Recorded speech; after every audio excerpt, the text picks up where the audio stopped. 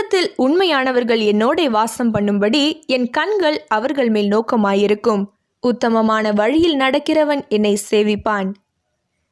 சங்கீதம் 101:6. நாட்டில் நம்பிக்கைக்குரியோரை கண்டுபிடித்து என்னோடு வாழ செய்வேன். நேரிய வழியில் நடப்போரை எனக்கு பணிவிடை புரிய செய்வேன். திருப்பாடல்கள் 101:6. My eyes will be on the faithful in the land, that they may dwell with me. The one whose walk is blameless will minister to me. Psalms chapter 101 verse 6.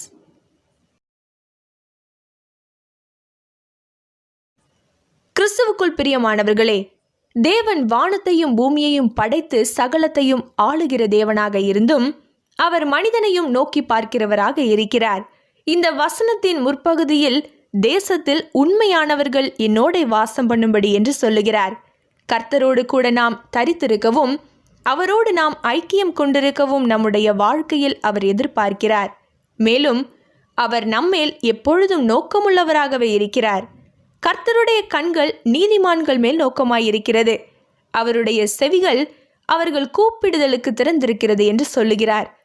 அவர் எப்பொழுதும் தம்முடைய மக்களை பாதுகாக்கவும் கருத்தாய் பராமரிக்கவும் அன்பு செலுத்துகிறவருமாக இருக்கிறார். மேலும் அவர்கள் கூப்பிடும் பொழுது கர்த்தர் செவி கொடுக்கிறவராக இருக்கிறார். அவர் தம் மக்களின் விண்ணப்பத்தை என்றென்றைக்கும் தள்ளிவிடுகிறவர் அல்ல. இன்னும் தமக்கு பயந்து தமது கிருபைக்கு காத்திருக்கிறவர்களின் ஆத்துமாக்களை மரணத்திற்கு விலக்கி விடுவிக்கவும் பஞ்சத்தில் அவர்களை உயிரோடே காக்கவும் கர்த்தருடைய கண் அவர்கள் மேல் நோக்கமாயிருக்கிறது என்று தாவீது சொல்லுகிறார். தேவன் தம் மக்களை எப்பொழுதும் நோக்கி பார்த்து அவர்களை பொல்லாத ஆபத்துகளிலிருந்து காக்கிறவராக இருக்கிறார். மேலும் அவர் தம்முடைய கண்களை நீதிமான்களை விட்டு விலக்காமல் அவர்களை ராஜாக்களோட கூட சிங்காசனத்தில் ஏறவும் உயர்ந்த ஸ்தலத்தில் என்றென்றைக்கும் உட்கார்ந்திருக்கவும் செய்கிறார் என்று வேதம் சொல்லுகிறது. கர்த்தர் நம்முடைய வாழ்க்கையில் பெரிய காரியங்களை செய்யும்படியாக நம்மேல் நோக்கமாக இருக்கிறார் என்பதை வேதம் தெளிவாக நமக்கு சுட்டி காட்டுகின்றது. இதனை நாம் உணராமலேயே வாழ்கிறோமா? அன்பானவர்களே, இந்த உலகம் நம் ஆவிக்குரிய கண்களை இருளாக்காதபடிக்கு இந்த அன்புள்ள தேவனை விசுவாசித்து பற்றிக் கொள்வோமாக. ஜெபம்.